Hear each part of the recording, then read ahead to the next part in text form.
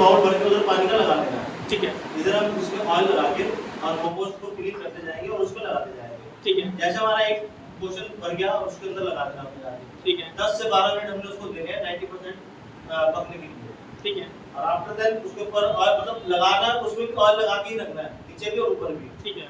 After that हल्का सा हिला के उसको सारा बार ऐसे 1 2 3 और जब ऊपर वाला नीचे आ जाएगा बढ़ते जाएंगे, जैसे जैसे करते जाएंगे ऊपर वाला नीचे और ऊपर। बिल्कुल राइट। कुछ तो समझे होगे, कुछ पार्ट समझे होगे। तो ठीक है, ये जो बताया ये सही है। हाँ। वो जो स्टार्टिंग में जो बना के मतलब अगर एक प्लेट लेंगे तो क्लियर समझो आप एग्जैक्ट टाइम के ऊपर डिपेंड नहीं हो सकते। समझ आ रहा है? आप टाइम के ऊपर डिपेंड हो ही नहीं सकते। मेन चीज आपको उसको देख के पता लगाना है कि ये हुआ है या नहीं हुआ है। क्योंकि टाइम के लिए हम क्यों नहीं बोल रहे हैं, यहाँ पर बहुत सारी चीजें मार्केट में स्टीम एक साइज के नहीं है ना। छोटा स्टीमर है, बड़ा स्टीमर है। इसके अंदर जो मोमोज हम स्टीम करेंगे वो सेम क्वांटिटी के नहीं हो सकते। आपने 1 लेयर कराओ, हो सकता है आपने 3 लेयर कराओ। समझ आ रहा है? और जो आपने हो सकता है जिसके अंदर फ्लेम यूज करे, हो सकता है घर वाला फ्लेम यूज कर रहे हो या फिर कमर्शियल यूज कर रहे हो। वो सारी चीजें अगर उसमें हम एग्जैक्ट, अगर मैं आपको बता दिया, मैंने 10 मिनट बता दिया, हो सकता है आपने जितना हम स्टीम करने के लिए मोमोज समझा रहे हैं उसकी जगह हो सकता है आपने उसके डबल कर दिया मोमोज या फिर उसका आधा कर दिया, तो वहां पे क्या टाइम में चेंज आएगा, क्योंकि जितना कम होगा उतना जल्दी होगा। ठीक है। और वो जो फ्लेम की बात है, समझ लो कि ये हमारा फ्लेम है, इसमें ये थोड़ा सा ये हाई रहता है ना। अगर इस फिल्म को मैं बोलूंगा आपको मीडियम, तो घर के फिल्म के हिसाब से घर का फिल्म तो हाई होगा, है ना। तो वो सारा चीज आपको फर्क आएगा। तो मेन चीज आपको उनकी शक्ल देख के पहचाननी है कि ये हुआ है या नहीं हुआ है। सबसे पहला चीज, कभी भी मैं आपको फिक्स टाइम नहीं बताऊंगा कि इसमें आपका 10 मिनट लगेगा। ठीक है। तो आपने मोमोज के जो शक्ल है वो देख के थोड़ा सा एक बार उनको ढंग से देखो, कि देखने के बाद साफ सुथरा वो क्लियर ही समझ आते हैं। एक तरीके से देखने में लगता है कि अब मैं खा लूं इसको, शाइनिंग आ जाती है। तो मैदा पकने के बाद अलग ही हो जाता है, कच्चा मैदा और पका मैदा। बेसिक समझ लो। दूसरी चीज यहाँ पे इनको तो समझ नहीं आ रही कह रही थी, तो हम स्टीमर चेंज करने कैसे कर रहे हैं, एक बार मैं आपको प्रोसेस समझा रहा हूँ। आपका ये स्टीमर हो गया, ठीक है, जो सबसे नीचे वाला जिसमें पानी रहता है, समझ रहे हैं? इसके अंदर क्या है? पानी है। घर का गैस तो सबको पता है। घर का हमारा समझ लो पहले हमने फुल कर दिया, ठीक है।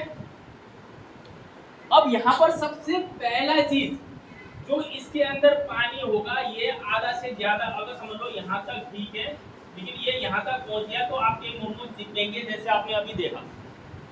समझ आ गया? पानी यहाँ तक पहुंचते ही हमारे जो मोमोज हैं एक तरीके से वो सूख जाते हैं, ड्राई हो जाते हैं, और वो एक तरीके से ऐसा लग रहा है जैसे हमने फ्राई कर दिया हो, क्योंकि उसमें ऑयलिंग है ना।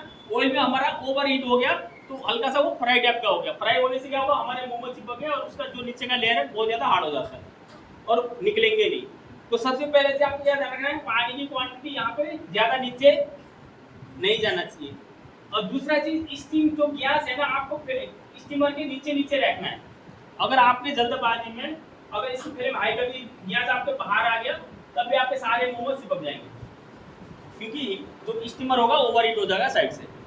ठीक है, पहला चीज इसको आपको फ्लेम को ज्यादा बाहर नहीं करना। उसके बाद जो भी आप स्टीमर यहाँ पे पहला स्टीमर चढ़ाओगे, आपको मोमोज बना के मोमोज को एक ही बार बना के आपको कभी बाद में स्टीम नहीं करना, वो हाथों हाथ करना है। अगर आप सोचोगे आज मैं एक बार पहले मोमोज बनाता हूँ फिर बाद में स्टीम करता रहूंगा, आपका टाइम डबल लगेगा, डबल से भी ज्यादा लगेगा। ठीक है, और आपके मोमोज भी टूट जाएंगे, क्योंकि जब हम फिलिंग बना के कच्चे मोमोज रखते हैं ना, फिलिंग के अंदर से भी हल्का हल्का पानी छोड़ने लगता है। ठीक है, वेज मोमोज तो फिर भी ठीक है, चिकन और पनीर तो बहुत ज्यादा मतलब उसमें से पानी ज्यादा छोड़ता है, जिससे हमारा जो मैदा होता है वो लचीला हो जाता है, फिर वो टूट जाता है। ठीक है, तो यहाँ पर हमने पहला स्टीम चढ़ाया, दूसरा चढ़ाया, तीसरा चढ़ाया, इसी तरीके से। यहाँ पर अब दो चीज, अब इसको कैसे समझाऊं मैं। आपने पहला स्टीम चढ़ाया, अब यहाँ पे बहुत सारी चीजें। पहला स्टीम चढ़ाया, हो सकता है आप बनाने वाले अकेले हो, आपको दूसरा स्टीम चढ़ाने से पहले आपका ये फुल स्टीम हो जाएगा, होगा नहीं होगा? मेरी बात को समझ रहे हो? अगर आप बनाने वाले एक दो जन, ठीक है, आपने एक स्टीम बना के चढ़ा दी है, लेकिन जब तक आपका दूसरा स्टीम आपने बनाया होगा, स्टीम चढ़ाने लायक होगा, तो पहले फुल स्टीम हो चुका होगा।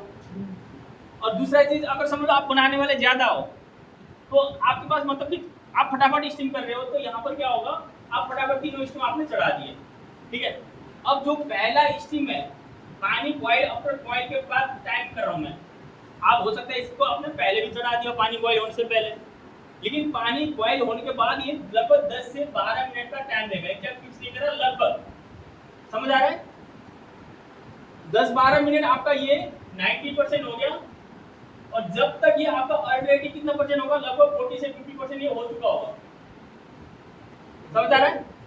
इसमें आपने इसको आपने हटा दिया, ये आपके सबसे नीचे ये आ गया है ना, तो ये अब यहाँ पे 10-12 मिनट नहीं लेगा, इसीलिए आपने 2 से 3 मिनट लेगा ये ज्यादा से ज्यादा।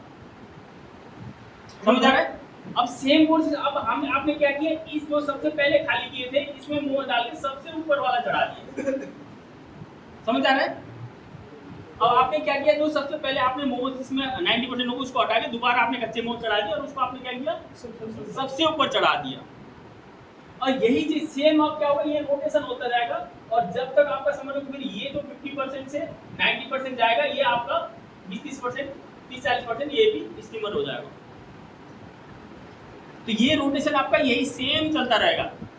सबसे सिर्फ पहला वाला आपका टाइम ज्यादा लेगा, उसके बाद हर 2-3 मिनट के बाद आपका स्टीमर निकलता रहेगा वहां से। सर टाइम से तो जस्टिफाई कर ही नहीं सकते उसे, क्योंकि लोग 6 स्टीमर भी रख देते हैं। यही तो मैं समझाने का रहा से ही पता हूँ चलेगा कि जब तक आपको देख के नहीं पता लगाओगे, जब तक टाइम के ऊपर डिपेंड रहोगे, तो हो सकता है वो ओवरकुक हो जाए, हो सकता है वो कच्चा रहे।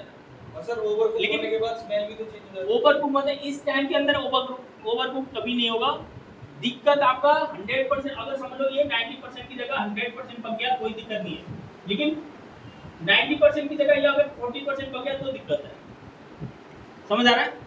इससे क्या होगा, 100% पक गया कोई भी दिक्कत नहीं है, बस आपको दुकान में बल्कि टेंशन नहीं रहेगा। अगर आपके दुकान में समझ लो कल को बहुत ज़्यादा भीड़ लगती है, वहाँ पे आपको 10 मिनट देने का टाइम नहीं है, तो ऐसी जगह में आपको क्या करोगे, जहाँ पे हम 90% स्टीम करें, वहाँ पे आप 100% स्टीम करके घर दुकान में ले जाओ। अब क्या होगा, आपको ये टेंशन नहीं रहेगा कि हमारे मोमोज कच्चे हैं या फिर कस्टमर को कहीं कच्चे तो नहीं जाएंगे, है ना। वहाँ पे बस आपको गर्म करना है, देना है, लेकिन गर्म करने में आपको ध्यान रखना है कि कम से कम मोमोज थोड़ा सा सॉफ्ट हो, फूलने चाहिए। अगर ये नहीं हल्का सा बाप ला के दे दी, क्योंकि जैसे रेस्ट मिलता है ना, मैदा का जो लेयर होता है वो हार्ड हो जाता है, फिर उसको सॉफ्ट होने में थोड़ा सा 2-3 मिनट, कम से कम 3-4 मिनट का टाइम तो लगता ही है। समझ आ रहा है?